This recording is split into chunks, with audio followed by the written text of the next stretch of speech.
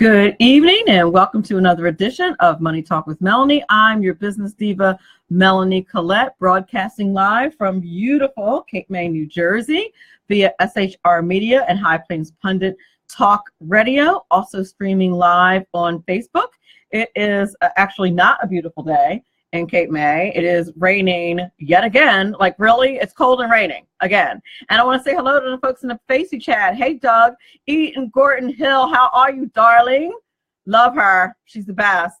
Anywho, she brightens up a foggy day. Eaton Gordon Hill does, certainly. Steve and Frankie, hi. Claire, welcome. Welcome. My guest today is author and speaker Laura Vivian, and she's going to talk to us about her book, This Should Never Have Happened. And actually, let me tell you the whole title. This Should Never Have Happened, The Release of a Tortured Mind. Now, you might be saying to yourself, why in the world does Melanie have an author on talking about whatever mystery topic it is that we're talking about? But once we get into the topic, you'll understand. And you'll also understand that, you know, we as a community, as Americans, have spent a fair share of money protecting children, protecting victims of abuse, and it's something that we need to keep our eye on budget-wise, in my opinion. So I wanted to make sure that I framed it in that vein, since it is a money show, but we need to understand. But her book and what she has to say, what Laura has to say to us today, will help us to appreciate why it's really important, why this work is really important. Okay, so before we get to that, hi Dee and Craig, welcome. All of you in the Facey chat. Did I say hi to Doug? I'm sure I did. All right, Doug's my unpaid assistant publicist. He shares all my stuff. He's fabulous. All right. Now, a little bit of housekeeping. If you have not done so already, please do follow me on Twitter at MoneyTalkMel. Or if you're feeling really adventurous and you'd like to get in on my political musings, you can do so at NJGOP Diva.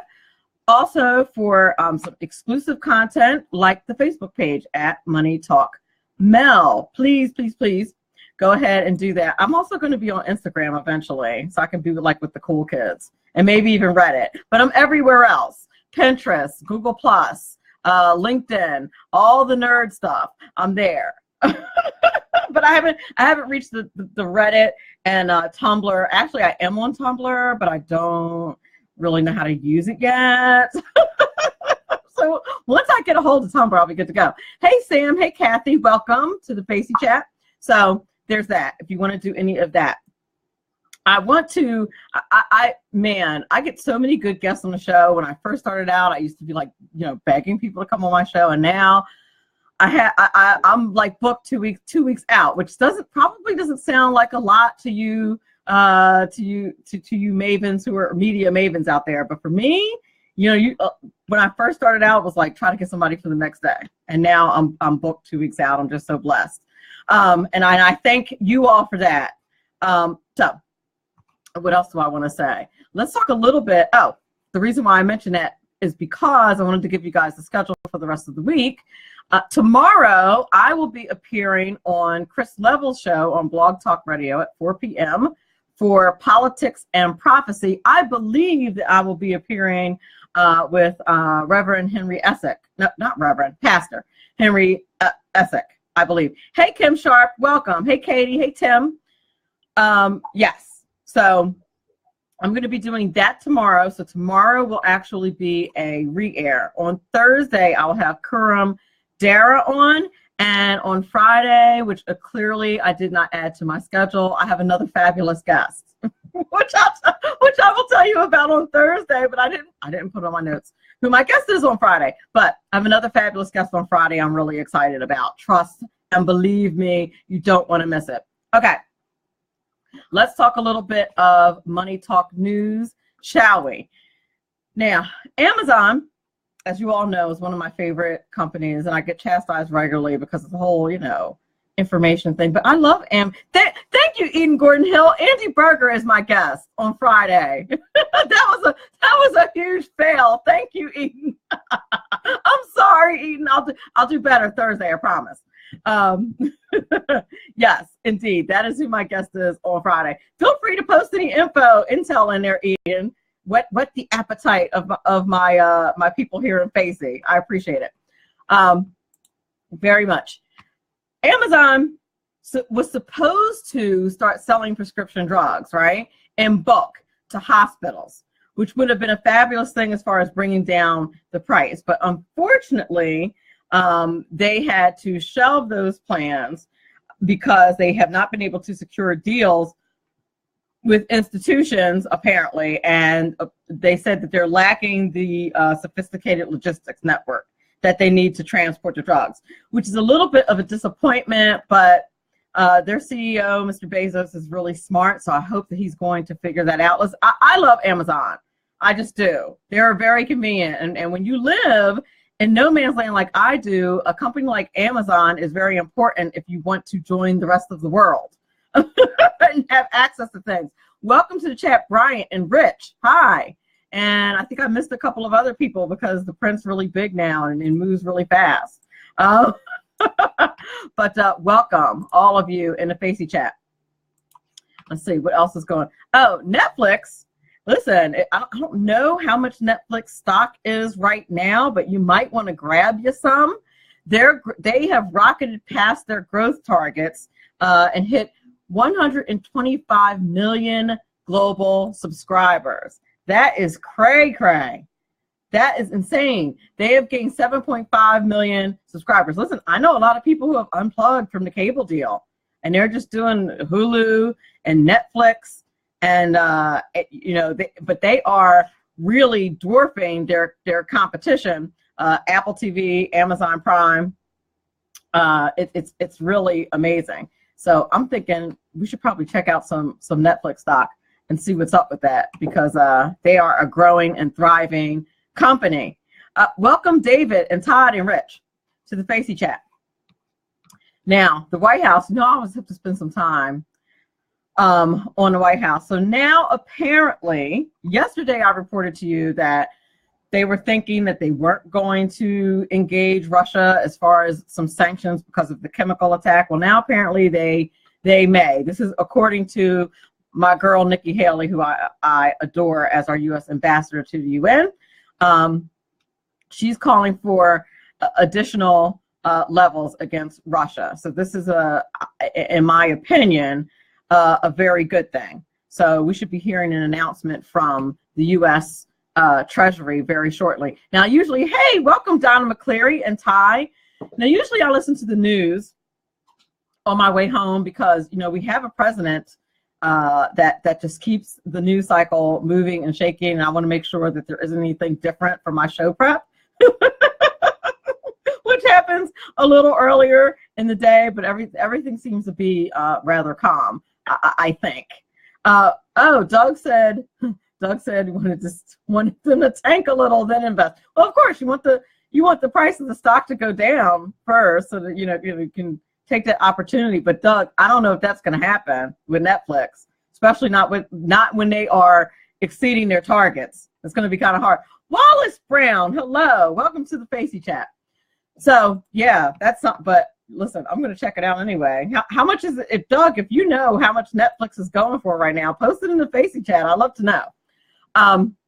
Finally, today is tax day. What kind of money show would I be if I didn't mention that it was tax day? The day that we pay Uncle Sam all of half of our money, pretty much. It's a ridiculous amount of money. But if you have not done so already, TikTok, it's tax day. Time to pay your taxes. Time to get your taxes in. This is the last year. You got to remember this, that the tax, our tax code was overhauled this past year, but of course your filing this year is not affected. Your filing won't be affected until next year. So I said that to say, don't forget about the tax cuts. Don't just because we're probably, feeling some type of way and a little angry. When you see those numbers, you're just like, am I the only one that's like, for real? When you see how much you pay in taxes, seriously. But anyway, today's tax day, so if you haven't gotten your taxes in already, get them done and get them in the mail so you don't get penalized. Very important. You're listening to Money Talk with Melanie. I'm your business diva, Melanie Collette. My guest today is author and speaker, Laura Vivian. She's going to talk to us about her book, This Should Never Have Happened. I'm very excited to have her on the show today, and we will be back in a few moments. Yet another reason to like the Alabama Crimson Tide. Hello, I'm Ron Edwards of today's page from the Edwards Notebook. In this age of sports teams and individuals like LeBron James hating President Trump because he simply seeks to protect our borders and our republic from invading illegal border crossers, and is not willing to do away with our Second Amendment because black thugs are shooting mostly other blacks who are in unarmed, stringent gun control cities like Chicago and Baltimore, it was refreshing when national champion Alabama Crimson Tide football players and coach Nick Saban paid a visit to our nation's capital, and not only enjoyed their visit with the president, but in fact did something that no other visiting sports team had ever done before. Instead of simply giving a little statement about their visit and leaving it at that, Crimson football players took time to pray for and with the president, who has endured more attacks than any president in the United States history, the exceptions being those who were murdered by the deep state, of course. Even though I am a lifelong Ohio State Buckeye fan, I must give a huge thumbs up to the Crimson Tide and wish them well. Well, that is until they play the Ohio State Buckeyes, of course. I'm Ron Edwards, sponsored by the Tri-County Liberty Coalition. Welcome to this week's Money Talk Minute. I'm your business diva, Melanie Collette. This week we talk 4 ways to save for a rainy day. First, make savings a part of your monthly budget. If you wait till the end of the month, you will never get it done. Second, keep your savings and checking accounts separate. The fact is, if you have the money in your checking account, you will definitely spend it. So open a separate savings account. That way you're less likely to spend the money. Third, speaking of separate savings accounts, make sure that account is in a different bank than where you keep your checking account. This makes transferring money from one to the other much more challenging, which is a good thing. Finally, use direct deposit. This way, money designated never makes it into your checking account and is less subject to accidental spending. And that's all for this week's Money Talk Minute. I'm your business diva, Melanie Collette. Money Talk with Melanie airs Monday through Friday, 5 p.m. East, 4 p.m. Mountain, and 2 p.m. West on SHR Media and High Plains Pundit Talk Radio, and streaming live on Facebook. Welcome back. You're listening to Money Talk with Melanie. My guest today is author and speaker Laura Vivian. She's going to talk to us today about her book, This Should Never Have Happened, The Release of a Tortured Mind. A little bit about Laura Vivian before I bring her on. She's a former Fortune 500 leader, speaker, author, and educator. She's also the author of the book, This Should Have Never Happened. It's a true life account of Laura, a child whose mother only physically present and a father's force that was ever present, imposing sexual terror upon their 7 children. Laura is beginning her second book, and the release date is to be determined. Welcome to the show, Laura Vivian. How are you? Hello, I'm fine. How are you doing today? I'm so glad to be here. I am so glad that you are here, and you are getting a bunch of hellos in the Facey chat. So I wanted you to know that. I'm very happy that you're here today. Now, I'm sorry, go ahead. I just said thank you for having me. I appreciate it. Excellent. Before I frame the conversation a little bit, is there anything else that you'd like to tell us that I didn't include in your bio? No, that's pretty well my bio at this point. Excellent. Listen, that's plenty. that is definitely plenty. And listen, I want my audience to know this. First of all, this is a very important topic. Number one, just the topic in and of itself, and the book is just very frank and very revealing, which is a good thing. Has excellent reviews, a 5-star review. Check it out on Amazon.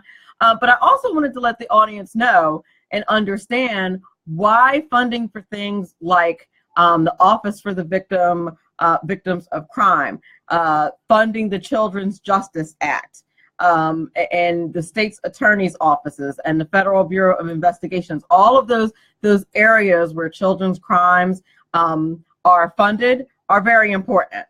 And as we are examining ways to cut the budget, I want to make sure that we as citizens are keeping an eye on that. And I think that once you hear about this book and firsthand accounts of what's going on, you're going to understand why. So Laura, let me ask you first, why did you feel compelled to write the book? I started writing the book, Melanie, as a journal, as a therapy. My father passed away in 2015, and until that point, I knew he'd done a lot of bad things to my brothers and sisters and I, but I didn't know the extent of the abuse that he had inflicted on me. And then when he died about 3 months later, I started journaling about it. As I said, it was part of my therapy. And as I'm writing this down, I'm thinking, this story needs to be shared.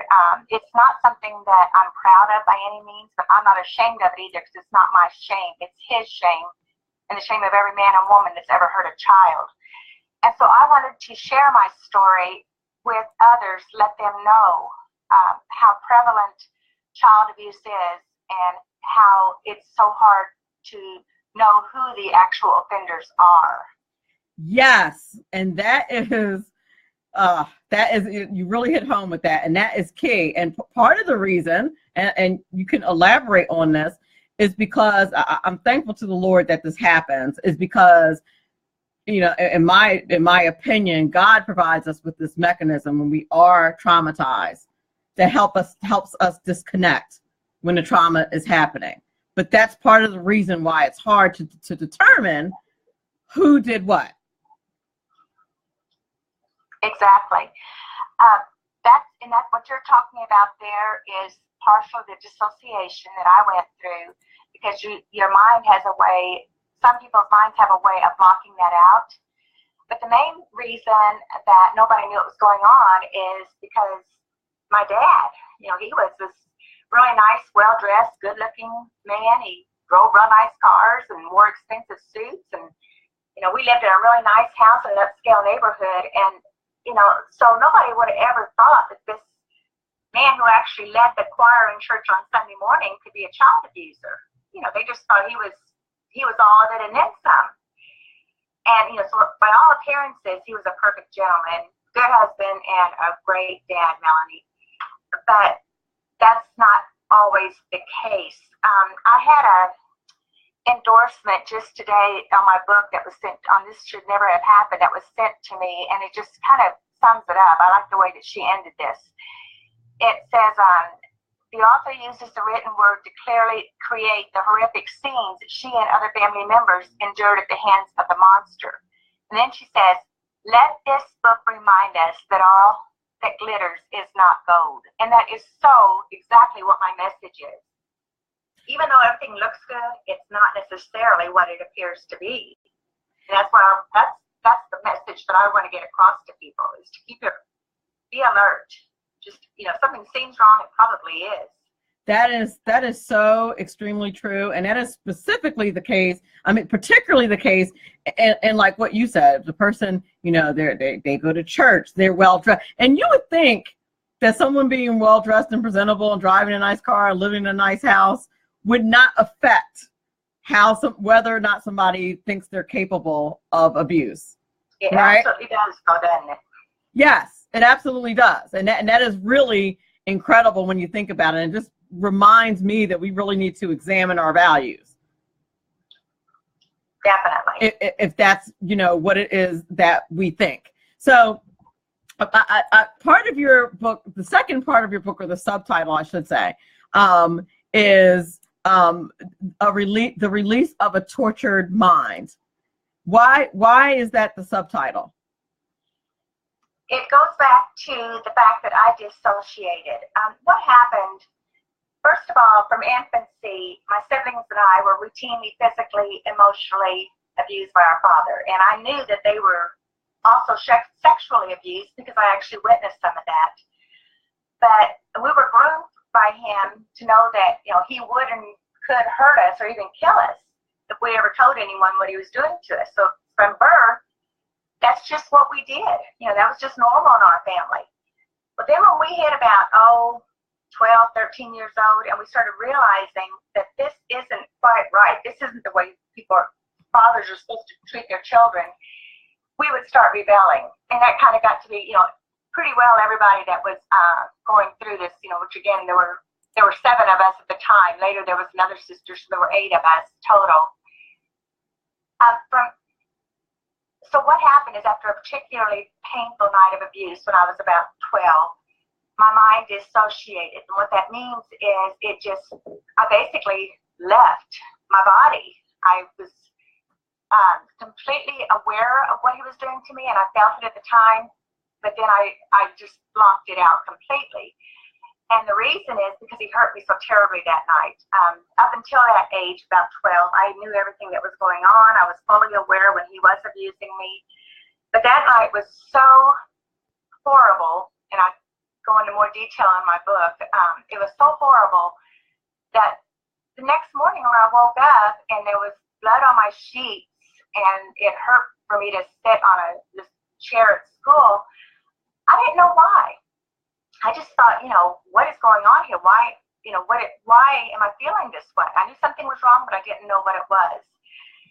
And so not only did I dissociate going forward every time he abused me, I also lost the memories up until that point of when he had abused me. And so, you know, like I say, he did, that was his way of telling me at 12 that you will not tell anybody, because I had threatened to go to school the next day and tell someone. Well, he came into my room that night and he made sure that I wasn't going to do that. Well, about a year later, he really reinforced it for all of us children and our mother, because that was when he shot my sister in the head with his rifle. She did live, thank God, but she was never the same. And that was always covered up also. Now, she insists the bullet is still there. I don't know that. There's never been any kind of test for it, but there was so much blood, so much blood. Well, I had blocked that out also. I knew that he had come home in his truck and that day after school, and I knew that he was mad, but then the memory stopped. So all these years, I thought, what happened? Well, he got out of his truck and he went up to her and he yelled a few obscenities and he shot her. So that was his way of enforcing it. And again, when you go into the grooming territory, this is the way that these perpetrators work. They convince the person, first of all, when they're young, when I was young, that was his way of showing he loved me. You know, I knew that he loved me, and because, gosh, you know, how can anybody not love anybody? The way he, you know, talked to us, the way he treated us, and he was so sweet and loving whenever he was meeting his own needs. Well, then as you get older and you start realizing it's not right and you rebel, that's when the abuse starts. The physical abuse got really bad for myself and my brothers and sisters. So that's how he reinforced it, and he got away with it. As I said, he lived what appeared to be a Christian charmed life until his death at 81. And all the while, he was abusing all of us, and I dare say probably hundreds of other children. I've since come to know that, you know, he was abusing other children also, and I'm hoping that my book will help them to heal and to come forward also. He was never punished, never incarcerated, and even on his deathbed, Melanie, I gave him an opportunity to admit his guilt and seek repentance, because I knew if he didn't, I didn't want him going to hell. Even for all he'd done for us, I don't want anybody to go to hell. But his words to me when I asked him to apologize were, "I'm not sorry. I did nothing wrong." He died 5 days later. I'm wondering if he's sorry now. That's incredible and demonic. I mean, I'm going to be frank. I mean, it sounds to me, that's the first thing that comes to my mind, is that it sounds, when you're not sorry, particularly when you know that you're at your demise. Yes. There's some demonic activity there, no doubt about it. You know, in my opinion. How do your brothers and sisters? Let me go back. Once you all became adults, was it that like all seven of you? Was it that your memories were still suppressed, or nobody? People thought that maybe the statute of limitations ran out. Like what? Like how come nobody? I guess my question is, how come nobody told once you got to be adults, or was it just good enough to get away from him? The reason I never told is because I never had any hard evidence. But having said that, now looking back on things, I mean, there was plenty that we could have thrown him in jail for. But you have to keep in mind, even after I got married and had children, he threatened my children. He threatened my children. He threatened anybody that I loved. He threatened my husband. My husband worked for him for a while. He was just he was evil. He was just evil. And so that's the way that he controlled all of us, because we knew that, you know, at that point, it's not just us we're talking about getting hurt. Now he's threatening the people that are most important to us, our families, our children, our spouses. And so, you know, that was my way of coping with all of that, was dissociation. There is one sibling that I do believe is still dissociated. This brother doesn't accept that anything happened, and you know, he's the one that's angry with me for even writing the book. I was gonna that was gonna be my next question. Yes. Was how your siblings yes. reacted to you writing, which is basically a tell-all about yes. a family secret, and frankly, there are many too many families exactly. that have the same secret. Exactly.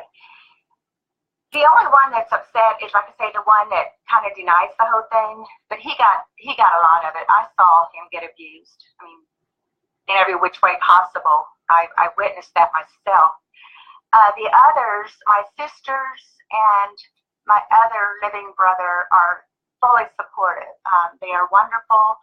I have a brother that lives near me, and we talk almost every day, because no one can know this experience unless they've been through it. And so he and I are very supportive of each other. But one of the things that happens in abuse situations like this, especially in family situations, it's called Stockholm Syndrome. I don't know if you're familiar with that, yes. Melanie. Yes, for the benefit of the audience, give us a brief overview of that. Yeah. Stockholm Syndrome is when the person that is in charge of these people, in this case my father, the way that he keeps us quiet is he turns us against each other. And he did this the whole time we were growing up.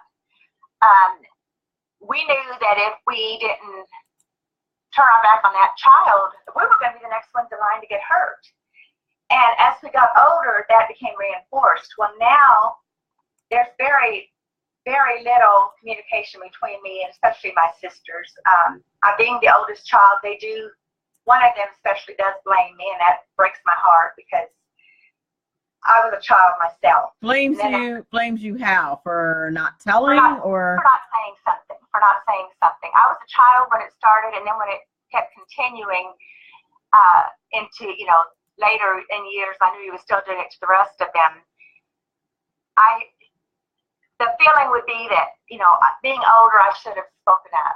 Well, that was something that my therapist finally convinced me, that he had me so brainwashed, if you will, that there's no way I could protect them because I couldn't protect myself. Sure. They are glad now, except for the one brother. The rest of them are very glad that I'm telling the story, and would be more than glad to speak out against what he did to us. Is your mom still with us? No, she passed away from a heart attack in 2002 at the age of 68. Oh, I'm sorry. No, don't be. She had alcohol and drug problems, and as I said in the book, this should never have happened. She was totally removed from what was going on in the household. There was screaming, there was hollering. I know many times I hollered out in pain, and she didn't do anything. So there are some hard feelings there, but yeah, she did pass away in 2002. And then in 2003, one of my sisters she had remembered a lot of things, but she had some of the dissociation, and it came back to her. And she wanted me to, at that time, help her prosecute him. Well, I couldn't prosecute him because I didn't have the memories. Now, knowing what I do, I would have taken him and strung him from the highest tree. In fact, he probably wouldn't have lived to be 81 if I had anything, or my husband would have had anything to do with it. But yeah, she did pass away in 2002, and then after my sister came forward a year later, our father wrote all of us out of the will, because that was his way of saying, okay, I can't help you, I can't hurt you physically now I can hurt you monetarily. Wait a minute. After all of that, he wrote you out of the will? Yes. And gave his money to who? I mean, if you don't want to reveal it, you certainly don't have to. No, I probably shouldn't reveal it, but he did. Let's just say he got remarried. Okay. Okay. Okay, because I was wondering, the reason why I asked is because I was wondering if it had been another relative, would that relative have done the morally right thing and turned it over to the kids? That's what I was thinking. That's what was on my mind when I asked that question. You would think so, and we have had that conversation. What this person did is she did agree to, there's a trust, and the trust held just very little in it from properties that he owned. Like I say, he was extremely wealthy, multimillionaire. And so she did agree to a very small pittance to my siblings and I, and we get that on a regular basis, but it's nothing compared to what we should have gotten. But that, again, I'm hesitant to even talk about that, because that is not my purpose. Sure. It's not about the money. I want to get the story out there about that this evil man could even do these kind of things to his family. And he looks for every kind of a way that he can to hurt us. Instead of protecting the people he's supposed to protect, he tried to hurt everybody. He hurt everybody. And was the intimidation how he intimidated your husband, like how? By affecting his way to make a living? Yes. But okay. He worked for Dad. Wow. And yeah, he worked for Dad when we first got married. And he made him all kinds of promises that he didn't keep. But as I said, my husband didn't know at the time, about the abuse. And so your husband didn't know? No, he didn't know, because I didn't know. Wow. How? Yeah, I had blocked it out. And so when all this came forward three years ago, it was very emotional. It was very, very difficult for myself and my husband. I mean, my husband had to go through a lot of what I did. Not, to that extent, but still he had to adjust to the fact that things were different than what we had even thought. I wasn't the same person that he thought he had married, and I wasn't the same person that I thought I was. Now I realize I was stronger. But at the time, 3 years ago, when all these memories were flooding and just one right after the other, and I'm seeing all this in my brain like a movie, and he's having to see it with me because I'm telling him everything that happened. It was only by the grace of God that we came through that year. That was a terrible year for us. But God has brought me through it. And I feel now that he's given me a voice for all of us, and for all my siblings and other children and adults who have either experienced abuses like those that we went through or are now experiencing it. Melanie, my grandchildren are now my greatest source of joy, and I never ever want them or any child to experience the nightmares like my father put us through. So that's why I'm speaking out now. I want to stop what I can. Were there absolutely? Were there kind of? I have to go to a commercial break. I'm going to ask this right before the commercial break. Were there any, particularly in your marriage, like aha moments, if you will? Because the repressed memories came out, because obviously that that kind of abuse affects every relationship in your life, and none more intimately than your marital life. And so I'm wondering if, there were other issues that this kind of explained. And of course, exactly. Okay, right. Exactly. As I tell, and this should never have happened, my mother was a mentally ill person. When I was 13, and it was right after he had shot my sister, so now I know why, my mother ended up in a psychiatric ward, and they gave her electric shock and a bunch of, they put her on drugs. My sisters also had mental issues. Well, when I married my husband, he tells of a time once when we were having an argument about something, typical argument. And I don't remember this, but he said I just fell on the floor and I was just staring off into space. And he said, it lasted for a few minutes. And then I started talking. I don't remember falling on the floor, but I dissociated. But there were other instances like that. And he said that he just attributed those to the fact that I had the same mental issues probably that my Evans and family. Well, yeah, of course we had mental issues before. Right. Of course. I'm going to go to a break because I'm a minute late for my break. When we come back, I'm hoping that you'll be able to help us and help the audience with perhaps ways that you can see this in a family, ways that we can help. What can we do? Because we know that you're not the only little girl who went through that and is now a grown woman. So what it is that we can do, how we can possibly recognize signs that may not be obvious, that kind of thing. Would you mind talking about that on the other side of the break? Absolutely. Excellent. You're listening to Money Talk with Melanie. I'm your business diva, Melanie Collette. My guest today is author and speaker Laura Vivian. We'll be back on the other side of the break. Who likes paying taxes? Nobody. That's why Eva Rosenberg from TaxMama.com wants you to pay less of them. Read Small Business Taxes Made Easy and learn how legally hiring your spouse and children can slash your taxes. Learn how to set up a business plan that minimizes taxes, the benefits of setting up an exit plan, how to avoid getting audited, and how to legally increase your deductible expenses with better record-keeping techniques. Don't let the IRS squeeze you out of every penny. Visit TaxMama.com. Click on Ask a Tax Question to get free answers to your tax and business questions. That's TaxMama.com. My name is David Barnett, and I've been helping people buy and sell small and medium-sized businesses since 2008. So far this year, I've gone on 5 vacations. It's because I've got my own business. When you get tired of being managed by someone else and you decide that business ownership is right for you without the risk of starting your own unproven enterprise, then come over to businessbuyeradvantage.com. There are over 100 YouTube videos on buying and selling businesses that you can watch for free. That's businessbuyeradvantage.com. Conservative media done right. You're listening to the SHR Media Network. Hey, it's Sean from the Sackheads Radio Show. Also one of the owners here at the SHR Media Network. Are you opinionated? Have you ever wanted to do your own show? Have you ever heard somebody like the Sackheads and go, yeah, I could probably do that better? Well, now's your chance.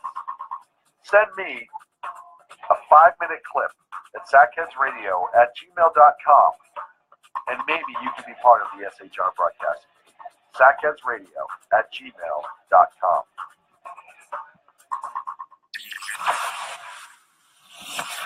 Broadcasting behind enemy lines, inside California, 2 miles from the state capital. The bloviating 7th Bobcat Saloon Radio Show can be heard every Tuesday and Thursday night at 8 p.m. Pacific and 11 p.m. Eastern. Only on the SHR Media Network. Go to shrmedia.com to listen. You can also watch on the SHR Media Facebook page and the SHR Media YouTube channel. No goldfish were abused in the making of this ad. When dirty politicians, shadow governments, and deceptive Islam blind the world with fake stream media smoke, their only fear is one man with a cane. I'm Dave Milner. Join me through shrmedia.com, highplains.radio.com, and the Western Free Radio Network at Spreaker, YouTube, and iTunes for a different perspective weekly on the unpleasant blind guy. And catch me on Jeff Mitchell's EDL Radio on blogtalkradio.com. There's no surrender ever, because truth is not always pleasant. Welcome back. You're listening to Money Talk with Melanie. I'm your business diva, Melanie Collette. And today my guest is author and speaker Laura Vivian. She's talking to us today about her book, This Should Never Have Happened, The Release of a Tortured Mind. And before the break, I asked Laura, how we can, as adults, possibly tell if there's a child that's going through abuse, or if we could possibly have repressed memories ourselves. Handle whichever one you like to handle first, whatever you feel most comfortable with. Okay, sure. There are absolutely signs of possible sexual abuse. They were pretty evident in our home. Withdrawn behavior, that was part of my dissociation. Increased nightmares or bedwetting. There were 7 of us children in that house at one time, all wetting the bed. I mean, that's just not quite normal. Angry outbursts or sudden mood swings. We were always fighting. There was always somebody so angry around there. Loss of appetite and overeating. I became morbidly obese and had to have gastric bypass surgery in 2005 because I became so overweight because I ate. They did drugs and alcohol, and I ate, but I didn't know why until now. I do realize why I did overeat. That was my way of coping. A lot of anxiety or depression with the child, or sudden unexplained avoidance of certain people or places. Like I say, I dare say there were probably hundreds of children that were abused by my father. Now looking back on it, I know a couple of my friends that were, because I had the memories I didn't have at that point. I couldn't protect them because I was a child and because I didn't remember. But those, if you see that kid not wanting to go around somebody, there's some reason for that. Don't let them tell you that there's not. You have to find out the cause. Unexplained pain, itching, redness, or bleeding in the genital areas, and a sexual knowledge or language or behavior that's unusual for the child's age. If a kid knows too much at the age of 12 about sex, then where are they finding it out from? Exactly. Now I'm sorry. Exactly. I'm sorry to interrupt you. I actually just had a quick question. Was there like a child and youth services or anything like that around back then? No, not back then. Back then, it wasn't talked about. Okay. And even if it had been, he was so good at talking people out of stuff. He convinced everybody that my mother was crazy. She tried to leave him 5 times. He convinced everybody that she was crazy. And whenever anybody in the family spoke out against him, well, they must have gotten some of her craziness.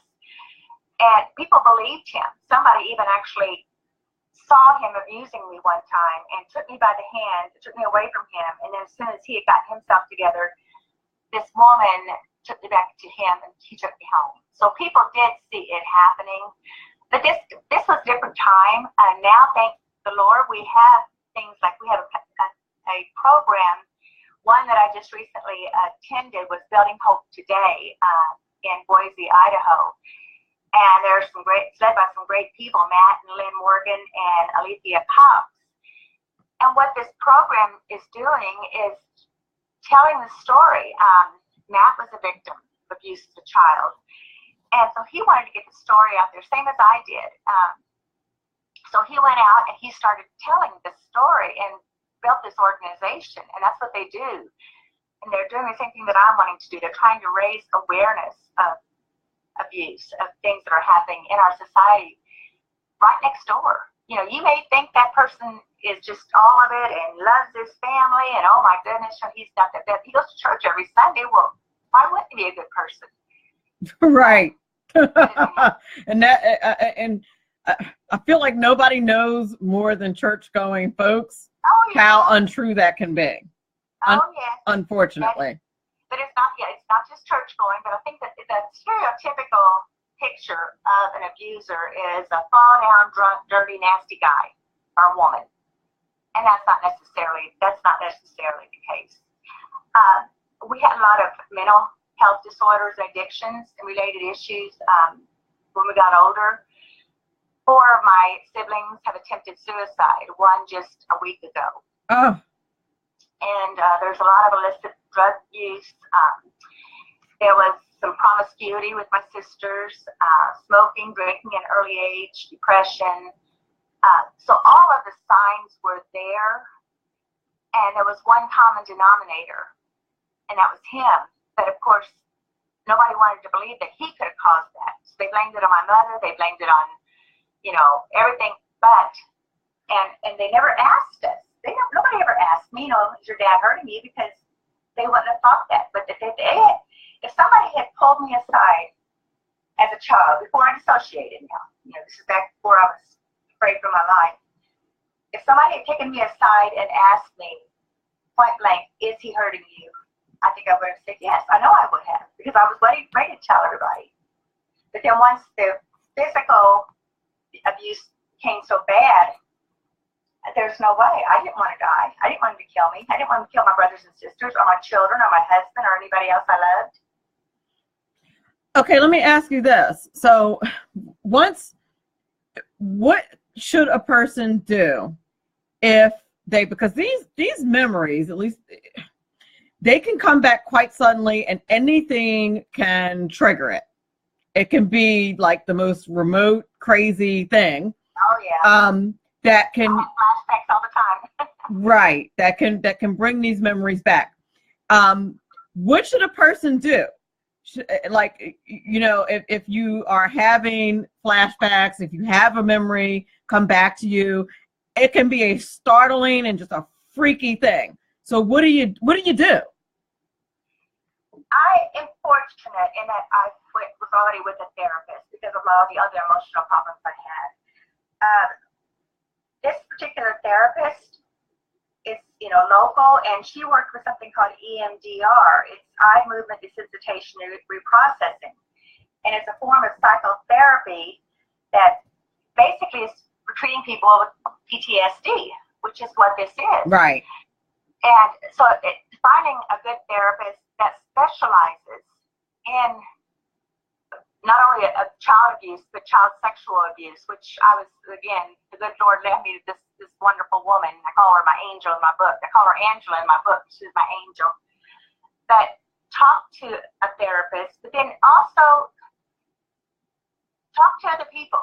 The thing that I have found through my journey the last few years since the memories came back is at first I was so ashamed. And I thought, oh, what are people going to think of me? I mean, incest is a bad word. And so I thought, what are they going to think of me? This, what happened with me and my father? Well, the exact opposite is true. I've had people come up to me and say, oh, I could just get a hold of him. I could just beat the crap out of him. If he was alive, he wouldn't, he would be paying. We'd all be jumping on him. One of my listeners, just so you know, said in the chat, but you were on a roll, and I don't want to interrupt and say this, said people that do this are cowardly and sickening, need to be arrested, then taken to Guantanamo Bay and tortured to death is unforgivable. Exactly. Yeah. That was Ty, by the way, who's in the Facey chat, who's listening, and many similar comments in the Facebook chat, by the way, while you're speaking. And see, that's what's helped me is since I've gotten the story out there, but I'm hoping that it also will help other people that are going through the same thing that I did. I'm sorry. It happens. No worries. Okay, sorry about that. I'm hoping that other people that are either going through that or have gone through that my book will encourage them. And I'm now getting out and doing public speaking and talking to people and saying, telling what the symptoms are, telling people to be aware, to be alert. Because one of the model for building hope today, it really spoke to me. It's just one. If by reaching out to all of these, speaking and writing my book and everything, if it helps just one person, then what I've been through will not have been for naught. And what my siblings have experienced will not have been for naught. And still are experiencing. I mean, it affects you for the rest of your life. Absolutely.